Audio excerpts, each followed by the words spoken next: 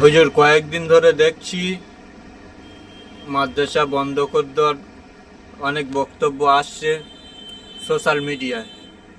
মাদ্রাসা বন্ধ করে দেওয়ার পরিকল্পনা চলছে, যে মাদ্রাসার জঙ্গি তৈরি হয়। এই বিষয়ে আপনি কি বলবেন?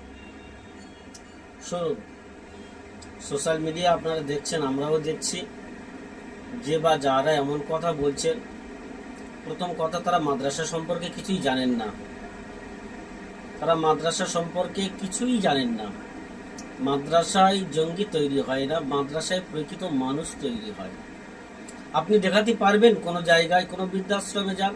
আমি চ্যালেঞ্জ করছি, যে বা যারা এমন কথা বলছেন ক্ষমতা আসার পরে যে মাদ্রাসায় জঙ্গি তৈরি করা হয়, আমি তাদেরকে বলবো যে মাদ্রাসায় তামাম ওয়ার্ল্ডে, তামাম পৃথিবীতে কোনো মাদ্রাসার সন্তান, যে সমস্ত ছেলেরা আলেম হয়েছেন, ইমাম সাহেব যারা আছেন, এদের বাবা মা তারা কোনো বৃদ্ধাশ্রমে রয়েছে আপনি দেখাতে পারবেন না।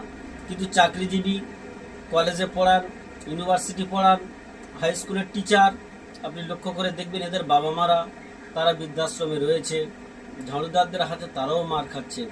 মাদ্রাসায় দিন শিক্ষা দেওয়া হয়, সঠিক মানুষ বানানোর কারখানা হলো, সেটা হলো মাদ্রাসা। এটাই হলো মাদ্রাসার পরিচয়। জি জি।